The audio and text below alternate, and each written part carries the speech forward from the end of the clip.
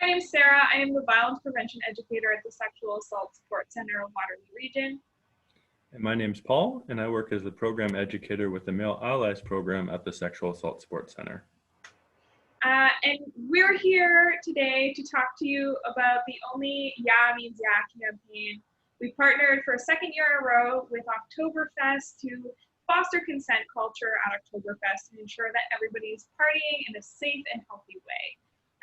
We are here today to talk about some ways that we can all encourage consent and safety and prevent sexual violence at Oktoberfest and out at all of our social gatherings through bystander intervention.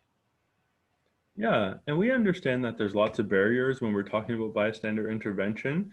There's lots of reasons why people might feel uncomfortable about getting involved in a situation. But the number one reason that we hear from people is that they just don't know what to do. And last year, when we were boothing at Oktoberfest, we had people come up to us and say, hey, I just witnessed something that made me feel a little uncomfortable, but I didn't know what to do about it. So we're here today to talk about some ideas and tactics that you can use if you do see something harmful happening out in the community, so that you might be able to intervene and provide some safety for those people. So as I mentioned, the number one reason that we hear from people is that they don't know what to do. They don't know what they're totally witnessing. They aren't sure if what they're seeing is really a harmful situation or not. So when we talk about bystander intervention, we often use the 5Ds model. And the first D is for discover. So if you see something happening and you're not really sure what's going on, but you sort of get the sense that it might be harmful, we talk about discover. So use that opportunity to collect information, see what's going on. Now, it can be weird just to stand around and like stare at something happening. So we sometimes talk about pretending to be on the phone or putting in your earbuds and pretend that you're listening to music. In this way, we can just be close, be a bystander and observe what's happening, gather some more information. Absolutely. And if you're comfortable, things seem safe, you recognize that maybe something going on isn't so great, you can follow the next D, which is be direct.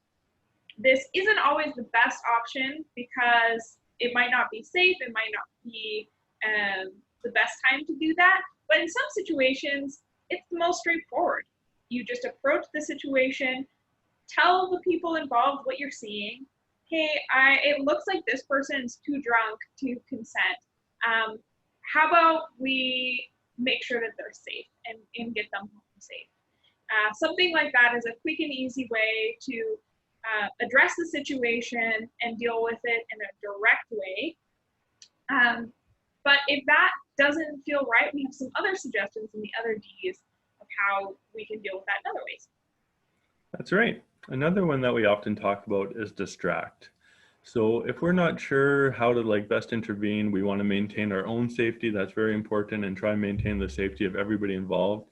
We sometimes suggest a tactic called distract, where we might come up with an excuse to sort of get in between those people. We might pretend that we're lost and ask for directions. Sometimes people will talk about spilling a coffee intentionally, making some sort of distraction to sort of diffuse that situation, or physically come between those people to try and create some space for the person who's being harassed. As Sarah mentioned, we always want to maintain that safety. So make sure you're distracting in a way that's safe and doesn't put you at risk. Absolutely.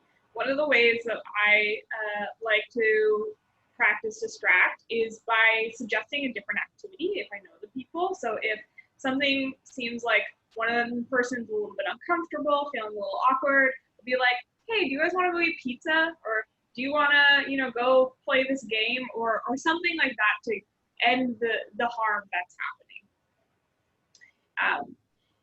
Another option, if you are not sure what to do, is to delay. So that's D number 3. And you have the option to delay, to wait and see what's happening, keep collecting that information. Maybe if it feels too unsafe, too uncomfortable to address the harm in that moment, you can wait until after.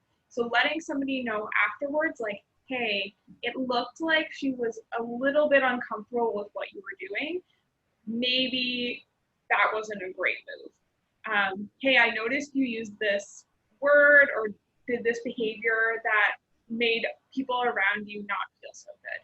What if we didn't do that? And you can also use this in checking in on the person who experienced the harm as well. So going up to them, maybe checking in with them later, letting them know that you're here if they need any support, and just validating that what happened was okay.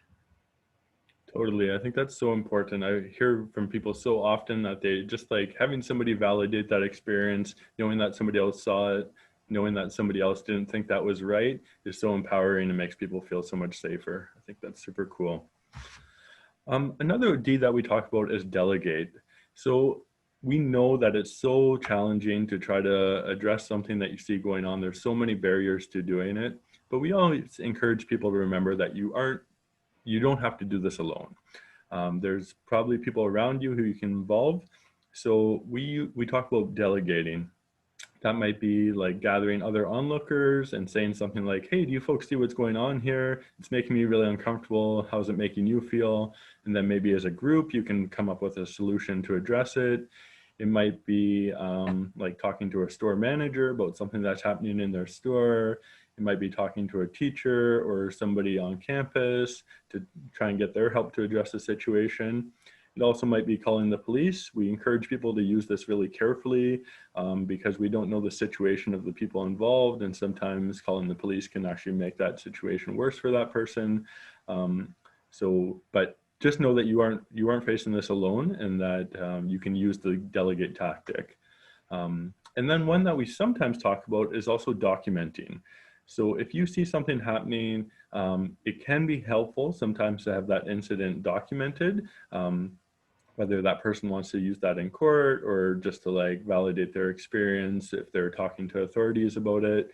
But we need to be careful about this. First of all, we want to make sure that we are only ever recording something if somebody else is already trying to help that person and intervene. We wouldn't want to just film something while nobody's trying to actually help the person who's being harassed. And the second point that's really, really important is that we never want to share that documentation without the express consent of the person who's in that video, the person who's being harassed, because it's their experience and it's not ours to share without their consent. Great point.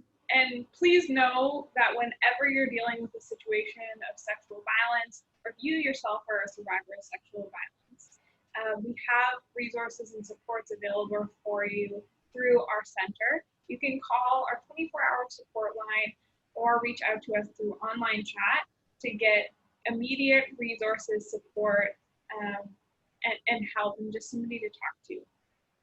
Whenever we're having conversations about ending gender-based violence, folks often want to only focus on addressing in the immediate moment of an assault or harassment occurring. But we at SAS know that that isn't where sexual violence begins. Sexual violence begins with a culture that allows sexual violence to occur and even encourages it. We blame victims rather than perpetrators and make it difficult for people to come forward after experiencing violence. This is called rape culture. And it's really important that we address rape culture in our everyday lives using bystander intervention skills if we're ever going to be able to end sexual violence. So using those 5 Ds we've already talked about, when you see somebody participating in rape culture, making comments, jokes, doing things that encourage and normalize sexual violence and violence against women. But you also have other options through calling out versus calling in. So calling out is what it sounds like. So you can imagine in a situation where maybe you have a relative who's saying something problematic at Thanksgiving dinner, and you are like, hey, Aunt Sally, don't say that, that's racist. That's an example of calling out. Super effective in that it stops what's happening right there in that moment. let everybody around you know that it's not okay and not normal, and make sure that the behavior is ending immediately. If this doesn't seem like the best option for safety, maybe you're in a situation where it would feel inappropriate to call somebody out, you also have the option of calling in. This requires a little bit more labor on your part, but it's also a really effective option for folks. So you can use the delay tactic from our 5Ds and connect with the person after, maybe more in private when the situation is ended, and say, hey, that joke you made about sexual assault, I want to talk to you about that. And have an open, honest conversation with the person where you provide them with some information, education about why that behavior was problematic, and encourage them to grow from the experience. Like I said, both are awesome, valid, and really important tools in your toolbox for addressing rape culture and preventing sexual violence. Neither is better or worse than the other. Thank you so much for that, Sarah. I really appreciate that. And I want to make a bit of a personal appeal to men who might be watching this video. It's really important that men are having these conversations and that we're calling each other in and out. When we look at instances of sexual violence and sexual harassment, it's so often men who are perpetrating those things. So it's really important that we are the ones who are addressing that, holding each other accountable, calling each other out, calling each other in, having those hard conversations. And the more that we do that, the more we're going to contribute to a safe community. So if you see your friend doing something that you think is harmful, talk to them about it. It might feel a little bit uncomfortable, but you not talking about it with them is creating discomfort for somebody else. So take that step, lean into it a little bit, have that open and honest conversation with them. We can all do better if we have these conversations together. Absolutely. Thanks, Paul. We all need to be part of the solution of ending gender-based violence. And we're so grateful for Oktoberfest for being part of the solution through partnering with us for the Only Yeah Means Yeah campaign. And we hope that you will continue to check out all the stuff we have coming up for Oktoberfest with the campaign. Oktoberfest might look a little bit different this year, of course, but we'll still have lots of anti-sexual violence and consent focused content for you coming out over the course of the festival. Thank you so much for watching and have a wonderful day. Wishing you all a happy Oktoberfest.